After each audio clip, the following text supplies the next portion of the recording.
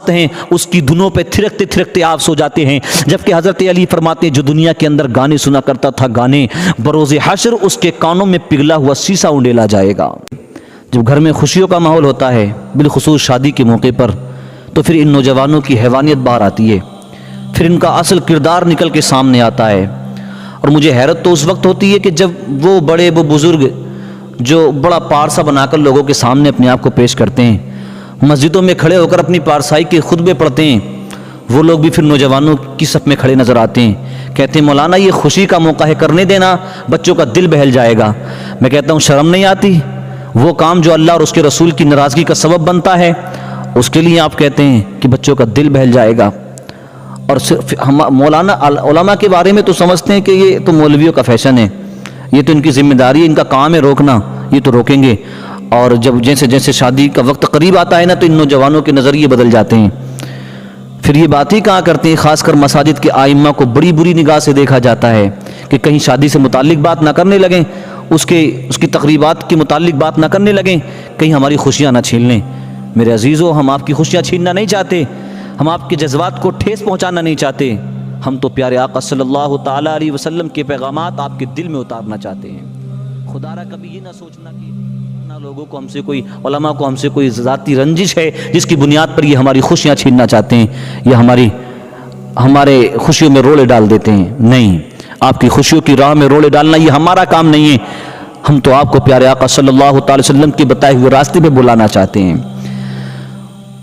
قوم تباہی کی دہلیز پر کھڑی ہوئی ہے، بہت سے ناسور ہیں جو ہمارے معاشرے کو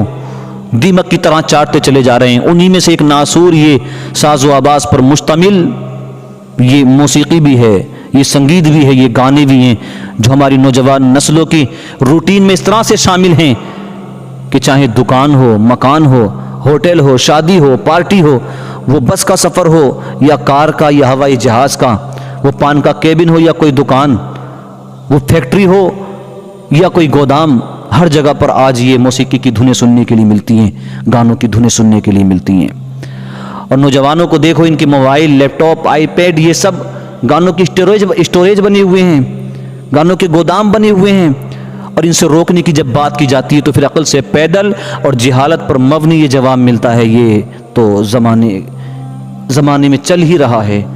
یہ مولانا یہ سنگیت ہے نا یہ روح کی غذا بن چکا ہے، یہ موسیقی یہ روح کی غذا بن چکی ہے۔ معاذ اللہ، صدبار معاذ اللہ۔ میں آپ سے کہنا چاہوں گا کہ وہ چیز جس کو ایجاد ہی شیطان نے کیا ہو، وہ شے جس کا آغاز ہی شیطان نے کیا ہو، وہ روح کی غذا ہرگز نہیں ہو سکتی، کیونکہ میرا رب قرآن میں فرماتا ہے بے شک دلوں کا سکون اللہ نے اپنے ذکر میں رکھ دیا ہے۔ ہمیں تو سکون اللہ کے ذکر سے ملتا ہے، پھر کیسے نادان ہیں وہ لوگ جو کہتے ہیں کہ موسیقی روح کی غذا بن چکی ہے۔ میرے عزیزو، آپ یہ نہ سمجھے کہ یہ برائیاں روکنا صرف مولانا لوگوں کا کام ہے۔ میں اپنی قوم سے کہنا چاہتا ہوں صرف مولویوں کی ذمہ داری نہیں ہے کہ وہ ان خرابیوں کو روکے، اپنے گھروں تک یہ بات پہنچائیں کہ یہ وہ کام ہے جو اللہ اور اس کے رسول کی ناراضگی کا سبب بنتے ہیں۔ صرف مولویوں کی ذمہ داری نہ سمجھیں، ہاں اللہ کے رسول کی باتیں بتانا ہمارا کام ہے، لیکن اس پہ عمل کرنا اور ساتھ کھڑے ہو جانا اور پھر گھروں تک اپنی یہ بات پہنچانا یہ آپ کی بھی ذمہ داری ہے۔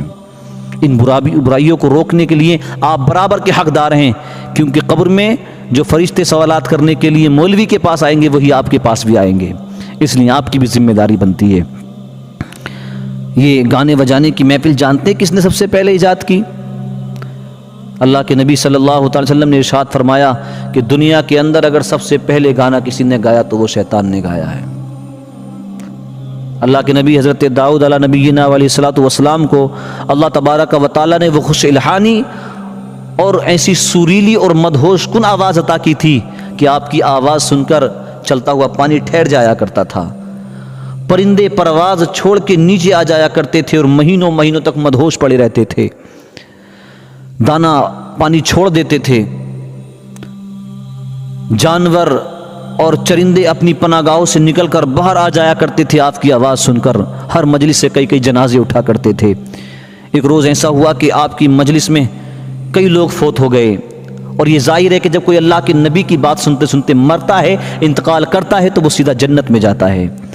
شیطان نے دیکھا کہ لوگ اجتماع داؤدی میں جاتے ہیں، حضرت داؤد کی باتیں سنتے ہیں، ان کی آواز کا ایسا اثر ہوتا ہے کہ جان دے بیٹھتے ہیں، فوت ہو جاتے ہیں اور جنت میں چلے جاتے ہیں۔ شیطان کب چاہتا ہے کہ یہ لوگ جنت میں جائیں، وہ تو انسانیت کا کھلا دشمن ہے نا وہ،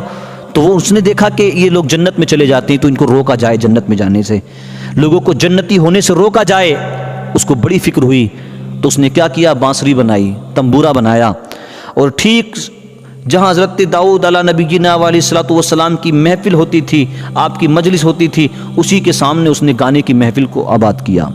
گانے کی محفل سجائی، گانا بجانے کی۔ اب سننے والوں کے دو گروہ ہو گئے، دو گروپ بن گئے، ایک وہ جو سعادت مندوں کا گروپ تھا جو حضرت داؤد علیہ السلام کی محفل کو آباد کیا کرتا تھا، ایک وہ جو بدبختوں کا گروپ تھا جو شیطان کی محفل کو آباد کیا کرتا تھا۔ میرے عزیزو، دل پہ ہاتھ رکھ کے فیصلہ کرو، اس واقعے کے بعد یہ بات کلیئر ہو جاتی ہے کہ یہ گانے بجانے کی محفل کو سجانا یہ شیطان کا کام ہے، اور اس میں شرکت کرنا یہ بدبختوں کا کام ہے، اور اللہ کے نبی کی محفل کو آباد کرنا یہ سعادت مندوں کا کام ہے۔ اس لیے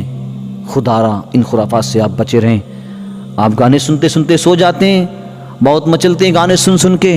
بڑی خوشی ہوتی ہے آپ کو گانے سننے کے بعد، احساس نہیں ہوتا کہ یہ گناہ ہے، کتنا بڑا گناہ، اس بات کا کبھی احساس آپ کو نہیں ہوا، آپ تو بس مست ہیں، اس کی دھنوں پہ تھرکتے تھرکتے آپ سو جاتے ہیں۔ جبکہ حضرت علی فرماتے ہیں جو دنیا کے اندر گانے سنا کرتا تھا، گانے، بروز حشر اس کے کانوں میں پگھلا ہوا سیسا اونڈیلا جائے گا، بروز حشر اس کے کانوں میں پگھلا ہوا سیسا اونڈیلا جائے گا۔ چھوٹی سی کوئی چیز چلی جاتی ہے نا تو چیخ نکل جاتی ہے، درد سے کرا اٹھتا ہے انسان، پگھلا ہوا سیسا اونڈیلا جائے گا۔ پھر کیوں ہم اس خرافات کو لگاتار انجام دے رہے ہیں؟ خدا را ان بری باتوں سے آپ بچیں۔ میرے نبی نے فرمایا قرب قیامت ایک قوم ایسی ہوگی جن کے چہروں کو بندروں کی طرح اور خنزیروں کی طرح بنا دیا جائے گا۔ صحابہ نے عرض کیا یا رسول اللہ، اگرچہ وہ اس بات کی گواہی دے کہ آپ اللہ کے رسول ہیں اور اللہ کے سوا کوئی عبادت کے لائق نہیں، تو میرے آقا نے فرمایا ہاں، اگرچہ وہ نمازیں پڑھتے ہوں گے، روزے رکھتے ہوں گے، کلمہ پڑھتے ہوں گے، حج کریں گے، لیکن باوجود اس کے ان کے چہروں کو بدل دیا جائے گا، خنزیر کی طرح بنا دیا جائے گا، بندر کی طرح بنا دیا جائے گا۔ صحابہ نے عرض کیا تھا یا رسول اللہ ان کا جرم کیا ہوگا؟ تو میرے آقا نے ارشاد فرمایا کہ وہ گانا گانے والی عورتوں کو دیکھیں گے، ان کا گانا سنیں گے، اسی کھیل کود میں وہ رات گزاریں گے، صبح کو ان کے چہروں کو بدل دیا جائے گا۔ کب بدلیں گے ہم اپنے آپ کو؟ ربیع الاول کا مہینہ گزرا، ہم نے گلی کوچوں کو سجایا، گھروں کو سجایا، لیکن اپنے دل کو نہیں سجایا۔ 11ویں شریف قریب ہے، ہم خوب اہتمام کریں گے، لیکن اپنے آپ کو ہم نہیں بدلتے۔ میرے عزیزو، یہ گانا، یہ باجا، یہ سرور رقص کی محفلیں، یہ سب ہماری آخرت کو برباد کر دینے والی ہیں۔ چند سالہ زندگی اس کو لہو لعب میں نہ گزاریں، اس کو کھیل کود میں نہ گزاریں، اللہ کی رضا کے لیے گزاریں۔ لگاتار اصلاح کی کوششیں کی جا رہی ہیں، لیکن آپ کہاں سنتے ہیں بات، کیونکہ آپ عادی ہو گئے گانے سننے کے۔ گانوں کا وہ اثر، ان آوازوں کا وہ اثر آپ کے دل پہ ہوا کہ آپ کو ان آوازوں نے دین کی باتوں سے دور کر دیا۔ اس لیے گانا سننے سے ہی بچ جائیں، سرے سے گانا ہی نہ سنیں، کیونکہ اچھی آواز کا اثر ضرور دل پر ہوتا ہے۔ حضرت ابراہیم خواص فرماتے ہیں کہ ایک روز میں نے عرب کے ایک قبیلے کے سردار کے خیمے میں پڑاؤ کیا، یعنی میں ٹھہرا، تو میں نے دیکھا کہ ایک حبشی غلام ہے جو اس کے ہاتھ پیر زنجیروں سے جکڑے ہوئے ہیں اور وہ خیمے کے دروازے پر پڑا ہوا تھا۔ تو میں نے سردار سے کہا کہ اس کو آپ جو ہیں آزاد کر دیں اور مجھے دے دیں۔ تو کہا علی جا، اس نے میرا بڑا نقصان کیا، اس نے میرے کئی اونٹ مار ڈالے۔ میں نے کہا کیسے مار ڈالے؟ تو کہنے لگا اس کی بڑی سریلی آواز ہے، ایک روز میں نے کھیت پہ بھیجا غلہ لینے کے لیے، تو اس نے اونٹوں پر ان کی جان سے زیادہ بوجھ لادا، دو گنا بوجھ لاد دیا۔ اونٹ جب نہیں چلتے تھے تو اس نے اپنی سریلی آواز سے گانا گانا شروع کیا، تو اس کی آواز کے نشے میں، اس کی آواز سے مدہوش ہو کر اونٹوں نے اپنی جانوں کی پرواہ نہ کی، کتنا بوجھ تھا اس کی پرواہ نہ کی، وہ چلتے گئے، لیکن جب گھر آئے تو کچھ ہی دیر بعد سارے اونٹوں نے دم توڑ دیا۔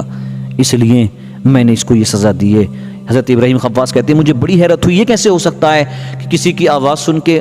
جانور دم توڑ دیں؟ کہتے ہیں اتنے میں نا ندی کے گھاٹ پہ 3 دن کے بھوکے پیاسے اونٹ پانی پینے کے لیے آئے۔ ابھی اس سے پہلے کہ وہ پانی پر منہ رکھتے، اس سردار نے غلام کی طرف اشارہ کیا تو اس نے نہایت سریلی آواز کے ساتھ گانا گانا شروع کیا۔ تو دیکھتا ہوں کہ اونٹوں نے جو 3 دن کے پیاسے تھے انہوں نے پانی پینا چھوڑ دیا، مدہوش ہو گئے اور پاگلوں کی طرح جنگلوں کو دوڑ گئے۔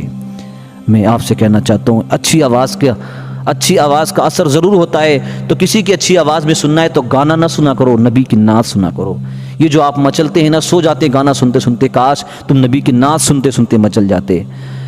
یہ جو آنسو نکل جاتے نا کبھی کبھی کہ بڑا پیارا گانا تھا، آنسو نکل گئے آنکھوں سے، کاش یہ نبی کی نعت سن کے آنسو نکلتے تو آنسو زمین میں پہلے گرتا، مدینے والے کو خبر،